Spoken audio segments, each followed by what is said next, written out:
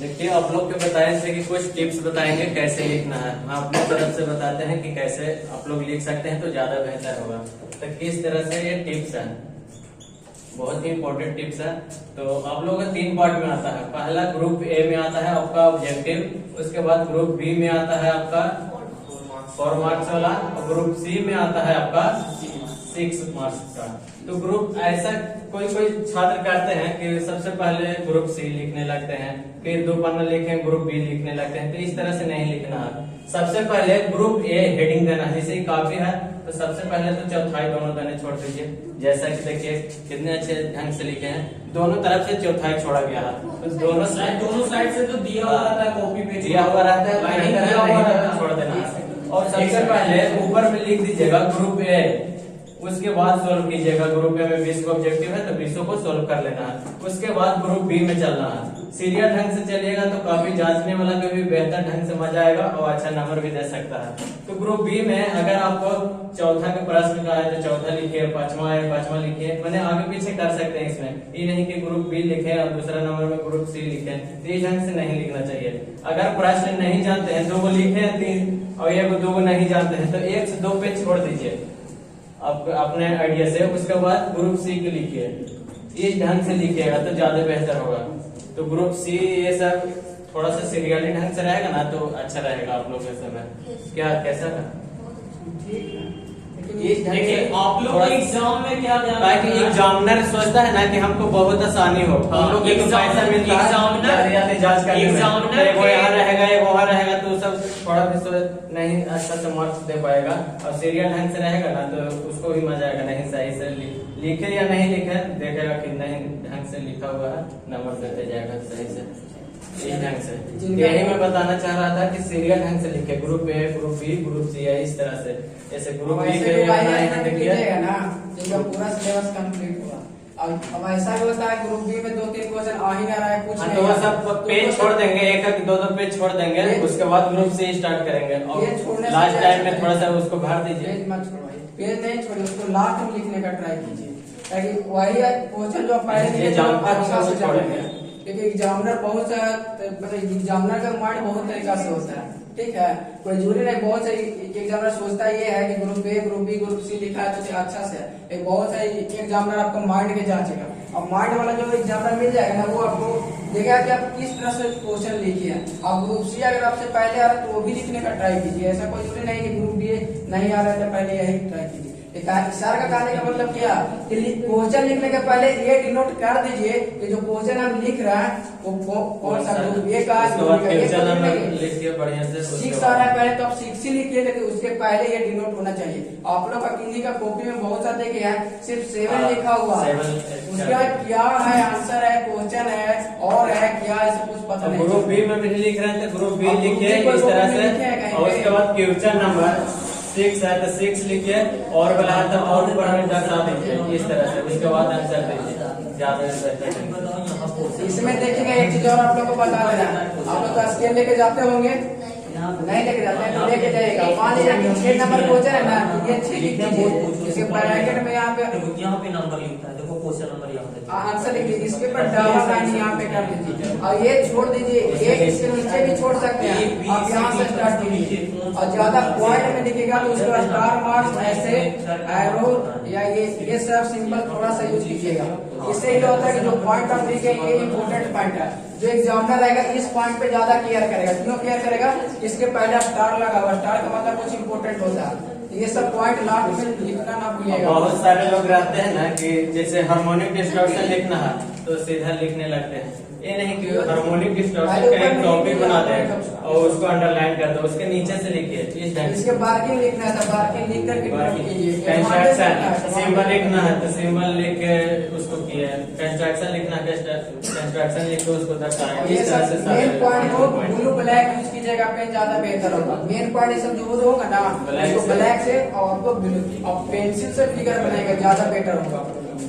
और जो भी फार्मूला या आंसर आए नीचे में घेर दीजिएगा और उसको प्रूफ करने के लिए रहेगा तो प्रूफ कर दीजिएगा। और इसमें ज्यादा बेटर होगा कि आप लोग ऐसे ऐसे 2 पेन से आप लोग कर सकते हैं। इससे थोड़ा सा देखने का तरीका फॉर्मूला कितनों बीच में लिखे है ना, तो इससे पता चल जाएगा आप लोग कि बीच में फॉर्मूला लेकर। एग्जामिनर ये सब पॉइंट पे ज्यादा क्लियर करते हैं।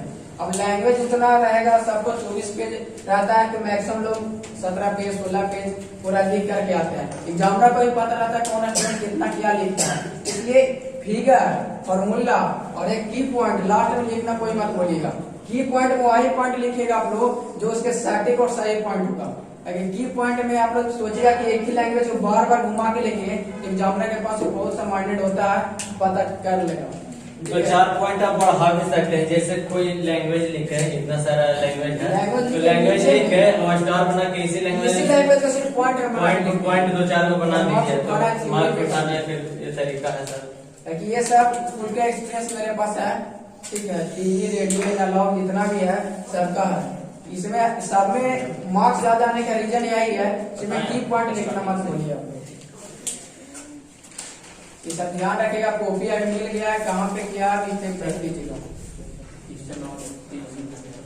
फिगर बनाया उसे नेम नहीं लिखते हैं, फिगर के नीचे नेम। जितना लोग यहाँ पे बिहार के डिस्ट्रिक्ट बनाया पावर में, उसके नीचे कोई नहीं लिख दिया। बिहार के डिस्ट्रिक्ट के नीचे नेम लिखना मत भूलिएगा। पिन डायग्राम बनाते हैं तो पिन डायग्राम ऊपर में लिखिएगा, फिगर के नीचे में ये स्टार मार्क में कुछ भी करके अंडरलाइन इसको कर दीजिएगा। ये पिन डायग्राम फिगर है। जो लिखे हैं उनके लिए सही, जो नहीं लिखे उनके लिए बोल रहे हैं। कॉमन बात यहाँ किया जा रहा है, ठीक है। ये सब थोड़ा सा 5th सेमेस्टर में आ गए हैं, यहाँ से मार्क्स भेज कीजिए। और इस बार से आप लोग को पता है ना, ईयर वाइज आप लोग का प्राइज मिलने लगा है, इंस्टीट्यूट लेवल से और एक स्टेट लेवल से मिलेगा इस बार। तो शुरुआत हो चुका है यहाँ से, अब कॉलेज में मिलेना है। इंस्टीट्यूट लेवल पे यस सर। कोई नहीं, इसमें से कोई नहीं, इंस्टीट्यूट लेवल पे कितने टॉपर्स हैं यहाँ पे? कोई नहीं, कोई नहीं। कॉलेज में कोई इस नहीं। बार सारे लोग इतना ट्राई कीजिए कि फर्स्ट, सेकेंड और थर्ड रैंक पे आए। अब आने का एकमात्र तरीका है जो अभी बताएगा कैसे लिखना है, बस यहाँ से। और एक स्टेट लेवल पे आप लोग को पैसा ही मिलेगा, वहाँ पे बहुत से प्राइज मिलने वाला है। 5 से 6,000 रुपया तक का चेक मिलने वाला है। 3 से 5,000 का चेक मिलने वाला है, स्टेट लेवल तक है। कंपटीशन टफ होने वाला है, ठीक है। तो यहाँ से आप इसलिए ये दिया जा रहा है कि आप सेमेस्टर में भी आप इतना मेहनत कर दीजिए कि आपका कंपटीशन में मेहनत आपको करना ना पड़े। अगर रिवीजन चाहिए जो भी सेमेस्टर में इतना मेहनत कर दीजिए, ठीक है। इसलिए ट्राई कीजिए अपने कॉलेज में, इंस्टीट्यूट लेवल में अपने स्थान को बरकरार रखें। और टेलीविजन इंजीनियरिंग में देखा जाए, रेडियो एंड टेलीकम्युनिकेशन और टेलीविजन इंजीनियरिंग में देखा जाए तो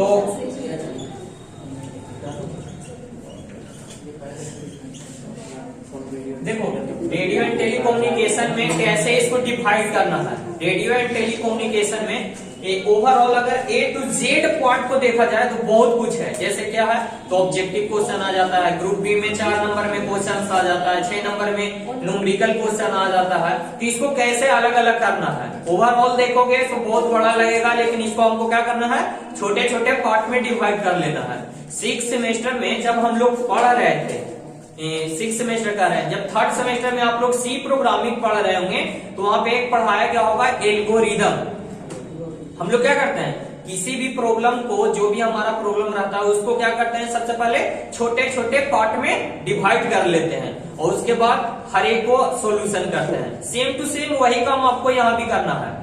टेलीविजन, रेडियो और मतलब कि रेडियो और टेलीविजन इंजीनियरिंग में देखा जाए तो बहुत सारे क्वेश्चंस होते हैं जो कि न्यूमेरिकल क्वेश्चंस होते हैं, बहुत सारे क्वेश्चन होते हैं जो कि ब्लॉक डायग्राम पे होते हैं, और ब्लॉक डायग्राम के बाद कुछ क्वेश्चंस होते हैं जो कि डिफरेंस लिखने के लिए आते हैं, कुछ कंपैरिजन लिखने के लिए आते हैं। ये सारा क्वेश्चन बनता है। 4 नंबर में न्यूमेरिकल क्वेश्चन आता है जो कि आपका फॉर्मूला बेस पे होता है। 6 नंबर में जो भी न्यूमेरिकल आता है आपका क्या होता है, फॉर्मूला बेस पे होता है। तो सबसे पहले आपको क्या करना है, डायग्राम वाले क्वेश्चन को तो ऐसे करके आप अलग अलग कर लोगे ना तो बहुत सारा क्वेश्चन आ जाएगा। जैसे डायग्राम से related transmitter, receiver, TV transmitter, TV receiver, radio TV दोनों में चल रहा है, TV transmitter, TV receiver. Block diagram में सीसीटीवी का ब्लॉक डायग्राम हो गया, रिमोट कंट्रोल का ब्लॉक डायग्राम हो गया, फिर आपका केबल टीवी का ब्लॉक डायग्राम हो गया, बूस्टर एम्पलीफायर का ब्लॉक डायग्राम हो गया, ये सारा हो गया। टेलीविजन वाले में देखिएगा तो आपका रडार से आ जाए तो रडार में टाइप ऑफ रडार में MTI,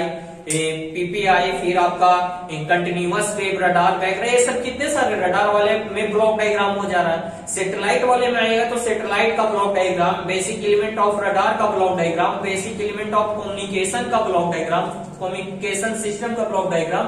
तो ये सारा जितना भी ब्लॉक डायग्राम वाला है ना, उसको कंप्लीट करके रखिए, क्योंकि ये क्वेश्चन देखिए ब्लॉक डायग्राम से जब भी क्वेश्चन आता है तो 6 नंबर में क्वेश्चन पूछा जाता है। और 6 नंबर में क्वेश्चन का मतलब अगर आपको ब्लॉक डायग्राम सही सही आ रहा है तो आपको 3 नंबर तो वो दिला देगा। जैसे मान लिया जाए 6 नंबर में टीवी ट्रांसमीटर का आया, टीवी ट्रांसमीटर का आपका अगर आया तो यहां से देखिए 3 नंबर आपको इसके एक्सप्लेनेशन पे मिलेंगे और 3 नंबर इसके ब्लॉक डायग्राम पे मिलेंगे। अगर आप ब्लॉक डायग्राम सही सही आप बनाते हो 3 नंबर तो आपको वहीं पे मिल जाएगा, और 3 नंबर उसके ब्लॉक डायग्राम के हर एक एलिमेंट के बारे में कुछ ज्यादा नहीं लिखना, बस एक लाइन मेन पॉइंट, उसी को सिर्फ आप लिखिए ना, बहुत कुछ हो जाता है। बहुत सारा ब्लॉक डायग्राम में एलिमेंट होता है, टीवी ट्रांसमीटर रिसीवर में बहुत सारे एलिमेंट होता है, उस एलिमेंट के बारे में आप 2-2 लाइन एक लाइन नहीं लिख सकते। इंपॉर्टेंट पॉइंट है जो कुछ भी बताया बस उसी को लिखना, ज्यादा डिस्कस उतना नहीं करना, मेन पॉइंट को लिखिए आगे बढ़िए, लिखिए आगे बढ़िए बस। आपको अगर लगता है कि हम इसमें कुछ ज्यादा लिख सकते हैं तो लिखिए, लिखने के लिए आपको पूरा है कितना कुछ, लेकिन आप इसके अरेंजमेंट में कर सकते हैं। तो इस तरह से ब्लॉक डायग्राम वाले क्वेश्चन टीवी रेडियो में बहुत ही इंपॉर्टेंट आपको रखते हैं। अब जैसे न्यूमेरिकल क्वेश्चन में हमेशा से हम कहते हैं कि जो आपका रेडियो एंड टेलीकम्युनिकेशन में आप लोग देखेगा तो प्रीवियस ईयर में मतलब कि पिछले सेमेस्टर में जो आप लोग 4th सेम में बेसिक कम्युनिकेशन से FM का न्यूमेरिकल है, जो कि आपका बीके मेहता में मॉड्यूलेशन एंड डिमॉड्यूलेशन में दिया हुआ है, वो आपका पीछा 6 सेमेस्टर तक नहीं छोड़ने वाला है। तो उसको आज ही क्यों नहीं अच्छे से पढ़ लेते हैं, इतना अच्छे से बताया हुआ है तो उसको इतना रिवीजन कर लीजिए, उससे बेस पे अगर कोई न्यूमेरिकल आए तो आपको नहीं छूटे, और वो हमेशा 6 नंबर में आपको देखने को मिलता है। फिर आपको न्यूमेरिकल कहां से आएगा रेडियो एंड टेलीकम्युनिकेशन में, तो रेडियो एंड टेलीकम्युनिकेशन में जो आपका रडार रेंज है, रडार रेंज का है, जो आपका LOS वाला टेक्निक है, लाइन ऑफ साइट में देखिएगा एक रेंज का फॉर्मूला है HT करके और HR करके, हाइट ऑफ रिसीविंग एंटीना और हाइट ऑफ ट्रांसमिटिंग एंटीना, जिसपे एक प्रूव करने के लिए भी आता है 4.13 करके और 3.75 करके एक आता है ना इक्वेशन प्रूव करने के लिए रेंज वाला इक्वेशन, वहां से एक न्यूमेरिकल भी पूछ देगा। तो किसी एक का हाइट दिया हुआ रहता है, फीट में दिया हुआ रहेगा, मीटर में दिया हुआ रहेगा, अगर फीट में दिया हुआ है तो उसको मीटर में कन्वर्ट कर लेना, उसके बाद उसको बनाना है, अगर मीटर में दिया हुआ है तो डायरेक्ट उसको बनाइए। तो ये यहाँ से न्यूमेरिकल पूछ लिया जाता है।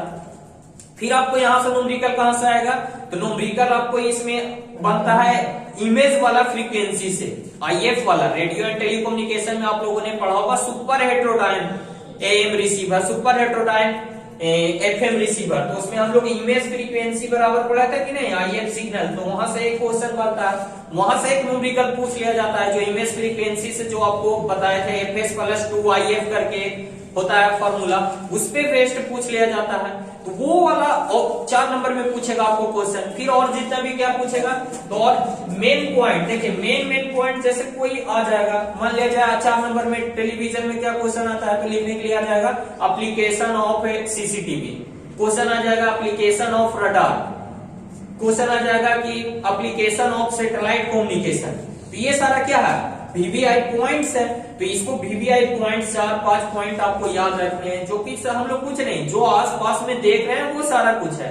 CCTV का एप्लीकेशन नहीं देख रहे हैं, in classroom, in school college, safety purpose से, निगरानी रखने के लिए, सर्विलांस रखने के लिए, देखिए आपका ट्रैफिक कंट्रोल में यूज हो रहा है, एयरपोर्ट पे, रेलवे स्टेशन पे, बहुत जगह पे हम लोग CCTV का यूज कर रहे हैं। उसी तरह से रडार का एप्लीकेशन हो गया, ये सारा बेसिक एलिमेंट ऑफ रडार हो गया।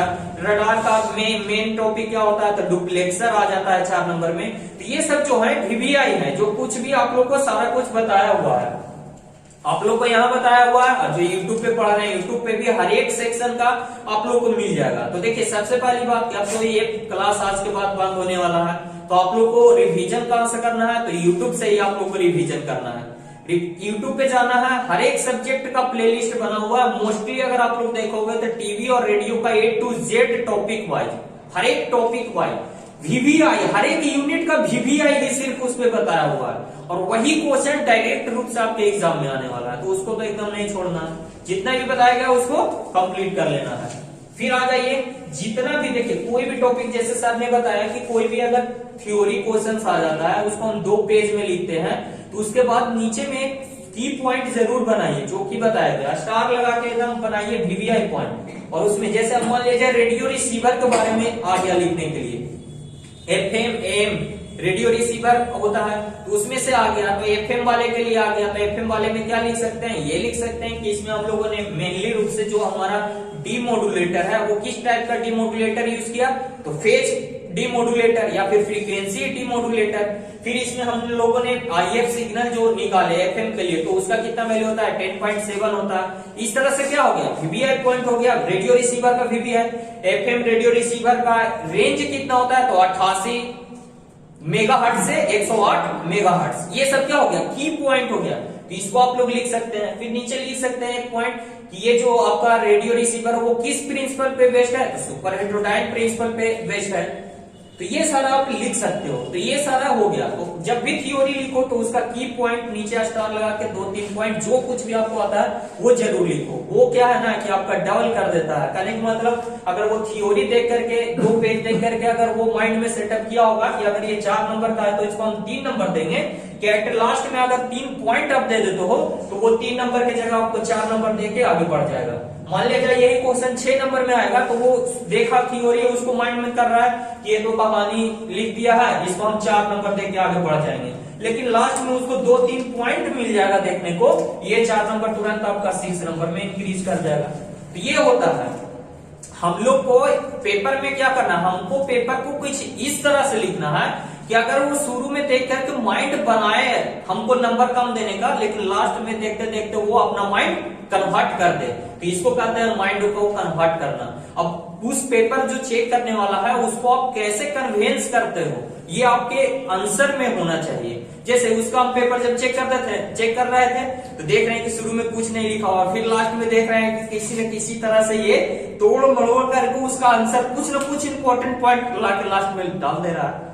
तो उसमें क्या होता है, उसी में आपका शुरू में सोचे कुछ और, लास्ट में हमको चेंज करना पड़ा, तो ये होता है। तो ये आपके ऊपर डिपेंड करता है, और ये सारी बातें आपके अंदर है, सिर्फ उसको लाना है। वो कैसे आएगा, तो जब आप बार बार अभ्यास करोगे, बार बार प्रैक्टिस करोगे, तब ये आपको अंदर से खुद आइडिया होने लगेगा, आपको अपने आप में खुद लगने लगेगा कि हाँ आप इससे कोई भी क्वेश्चन आ जाएगा, कैसा भी क्वेश्चन पूछ देगा हम उसका जवाब अच्छे से दे देंगे। तो यही है न्यूमेरिकल क्वेश्चन में, यही है, ये मैथ है। मैथमेटिकल में ये होता है कि मैथ को जितना ज्यादा प्रैक्टिस करोगे, जितना बार बार बनाओगे, उतना ज्यादा आपको सटीक हो जाएगा। तो इस तरह से ओवरऑल देखा जाए तो कुछ भी नहीं है, आप लोग सब कुछ जान रहे हैं, आप लोग सब कुछ समझ रहे हैं, जितना कुछ बताया गया बस उसी को फॉलो करना है। आप पास यही काम है, उसको बार बार आपको रिवीजन करना है। अब कुछ नया सीखने का जरूरत नहीं है, जो सीख चुके हैं उसी को रिवीजन करना है। जो कुछ भी पूछा है VBI, हम पहले भी बोलते हैं, आज भी बोलते हैं कि आपको एग्जाम में क्या आएगा, तो वही आपका प्रीवियस ईयर वाला ही उठा के आएगा, और उसके अलावा कुछ नहीं आएगा। हम ये नहीं जानते कि एग्जाम में क्या आने वाला है, पर इतना जरूर जानते हैं कि जो भी आएगा वो प्रीवियस ईयर से आएगा।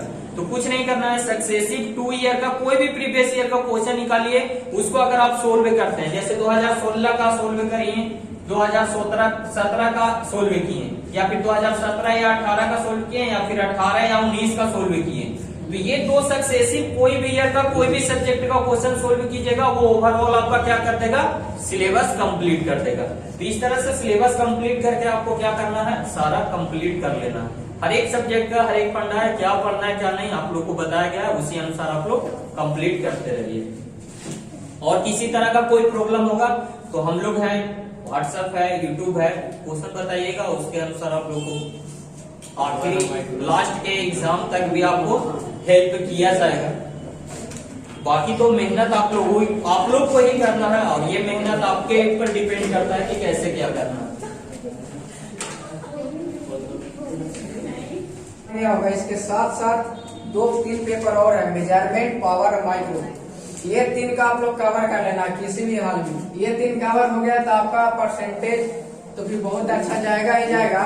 ये साथ एक अंदर से अपना कॉन्फिडेंस आएगा, वो कॉन्फिडेंस आप लोग इतना दूर लेकर जाएगा, कोई भी ऐसा जॉब आएगा या कोई भी पास आउट होने के बाद वो कॉन्फिडेंस आपको बरकरार रहेगा। मतलब कहने का मतलब तुरंत तक खत्म नहीं हो जाएगा, ये नहीं कि सेमेस्टर एग्जाम दिए कल खत्म हो जाएगा।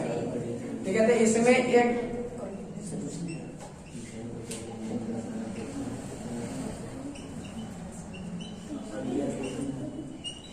ठीक है, पावर इलेक्ट्रॉनिक्स से आपकी कुछ टिप्स बता देते हैं, समझ लीजिएगा। यहाँ पे पावर में जो क्वेश्चन आते हैं, जो टॉपिक यहाँ पे जो सिलेबस में पढ़ने के लिए दिया शायद वो टॉपिक बहुत कम बार पूछा जाता है, उससे पूछने का ये तरीका है कि पावर इलेक्ट्रॉनिक्स जो थोड़ा सा अलग है, इसे समझने वाला है, इसमें कॉन्सेप्ट जितना बेहतर आप रखेगा। आप खुद देख लिए होंगे कि कहीं पे क्वेश्चन पूछता है DI/dt ट्रिगरिंग, और कहीं पे यही क्वेश्चन के लैंग्वेज में पूछता है कि नोड में इंडक्टर को क्यों यूज करते हैं। तो क्या ये क्वेश्चन वो क्वेश्चन दोनों सेम ही, आंसर दोनों का सेम होने वाला है। इसी तरह से आप लोग को एक यूनिट 5 में जो फेज कंट्रोल कन्वर्टर जो पढ़ना है, उसमें आपको हो सकता है डायरेक्ट क्वेश्चन नहीं पूछ दे, वहां पे आपसे पूछ सकता है क्या कि मैं 3 पेज यूज करना है या फास्ट पेज यूज करना है। यानी वहां पे एक पूछा हुआ क्वेश्चन है कि फास्ट पेज को यूज करके पावर फ्लो करना है, इसको फेज कंट्रोल कन्वर्टर क्यों बोलते हैं। तो क्या दोनों का क्वेश्चन सेम ही है, बस आपको एनालाइज करना है। इस तरह एनालाइज कर लेना किसी भी क्वेश्चन को कि किसी तरह से वो लैंग्वेज में पूछे या फॉर्मूला दे दे या फिर कुछ भी अदर वर्ड यूज करे, उससे आपका क्वेश्चन बनना चाहिए, आंसर सेम ही होने वाला है। ठीक है, तो ये सब क्वेश्चन आप लोग छोड़िएगा नहीं, पहले बता रहे। और इसमें पावर मेन पॉइंट जो होगा आपका फिगर या फिर डायग्राम, ये आप लोग अभी से रिवीजन करना स्टार्ट कर दीजिए। अगर 10 क्वेश्चन आता है पावर में बना के आता है, तो इसमें हम बताते हैं 8 से 9 क्वेश्चन हमें ऐसा रहता है जो फिगर बेस्ड रहेगा। और कोई सा पावर इलेक्ट्रॉनिक्स में क्वेश्चन नहीं जो बिना फिगर के आप उसको लिखने के लिए तो बहुत सारा लिख देंगे, उसका मार्क्स नहीं आएगा। अगर फर्स्ट यूनिट से आप लोग चलते हैं रेगुलेटेड पावर सप्लाई, उसमें जितना भी यूनिट आपको पढ़ना है, series regulator, shunt regulator, block diagram of regulated power supply, ठीक है, उसके बाद क्रॉस ओवर डिस्टॉर्शन पढ़ना है, SMPS पढ़ना है, ये सारा क्वेश्चन आपको फिगर मिलने वाला। सेकेंड यूनिट में आप चाहिए तो पावर एम्पलीफायर, यानी वहाँ पुश पुल एम्पलीफायर है, चाहे फिर क्लास B है, ट्रांसफार्मर कपल्ड एम्पलीफायर, उसमें आपका सारा फिगर आना। थर्ड यूनिट में हो जाइए तो वहाँ पे SCR का पूरा फिगर बेस्ड ही है, वहाँ पे ट्रैक है, डायक है, UJT है, सारा फिगर पे बेस्ड है। फेज कंट्रोल में जाएगा तो फर्स्ट पेज 3 पेज, वहाँ पे रेक्टिफायर से आएगा क्वेश्चन। थर्ड में जाइए, उसके बाद 6 में जाइए तो वहाँ पे आएगा लाइन कम्यूटेटर सर जो फिगर बेस्ड है। इन्वर्टर चॉपर देखे होंगे, जितना भी सारा फिगर बेस्ड है। तो आप सबसे पहले मेन फोकस इस पे कीजिएगा। इस पे जिस दिन आपका फोकस हो गया, ये इसी पे सारा थ्योरी बेस्ड रहेगा। जो फिगर कंप्लीट कर लीजिएगा उनका थ्योरी ऑटोमेटिक कंप्लीट हो जाएगा। समझ गया?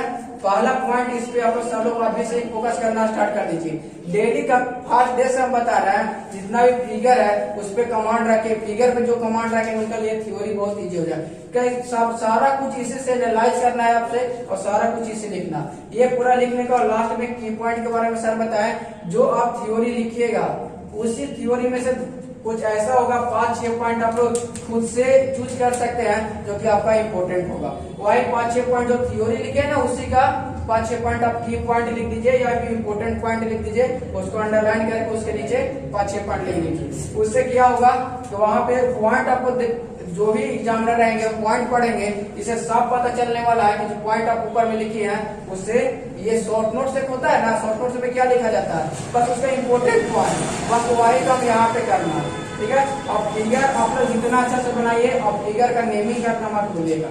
ये नहीं कि यहाँ पे बहुत लोग रजिस्ट्रिक्स बनाते हैं, उसमें क्या लिखते हैं, इलायची करंट होल्डिंग करंट क्वेश्चन में दिया ये, नहीं तो पूछता है कंडक्शन मोड पूछता है, यानी फॉरवर्ड कंडक्शन मोड है, रिवर्स कंडक्शन मोड है, तो ये सब लिख के छोड़ देते हैं। हम बोलते हैं रजिस्ट्रिक्स बनना आपको पूरा बनाना, जितना भी जहाँ पे क्या होगा क्या नहीं होगा उस पे फोकस कीजिएगा आप लोग। ठीक है, तो फर्स्ट पॉइंट इसमें ये, ठीक है, ये पूरा चैप्टर फिगर बेस्ड आपका आने वाला है एग्जाम में, और जो फिगर बनाएंगे उनका मार्क्स अच्छा आएगा। सेकेंड, अगर माइक्रो प्रोसेसर की बात करते हैं तो माइक्रो प्रोसेसर में जो है आप लोग को 8085 सबसे पहले फोकस करना। ठीक है, इसमें सबसे पहले आप जब भी इसका रिवीजन करना स्टार्ट कीजिएगा तो हम बोलेंगे 808 आर्किटेक्चर डायग्राम से। ठीक है, आर्किटेक्चर डायग्राम पर जो फोकस किए वो सारा कुछ वहीं से क्लियर हो जाना, बस इसी चीज को आगे पढ़ना है। इसके बाद पिन डायग्राम, ये दो फोकस आप लोग सबसे पहले कीजिएगा। पिन डायग्राम से सारा कि जितना भी उसमें पिन होगा वो क्लियर होगा, और पिन से क्वेश्चन बहुत से आते हैं। इंटरप्ट सिग्नल जो आता है उसमें पिन से क्वेश्चन आएगा, और आपको आएगा वहां पे मानिए कि सप्लाई फ्रीक्वेंसी से क्वेश्चन आ सकता है कि कितने तरह से वहां फ्रीक्वेंसी सप्लाई कर सकते हैं। तो वहां पे X1 था, X2 था, ये कैसे कनेक्टेड होता है, क्या होता है, ये आपको फ्रीक्वेंसी दिए ऑसिलेटर होता है। तो ये सब खुद से एनालाइज ऑसिलेटर आप लोग 4th में पढ़े हैं। तो जो पढ़ के आए हैं उसको रिवीजन इतना कर लीजिए कि आगे आने वाला सेमेस्टर में आपको प्रॉब्लम ना हो, ठीक है।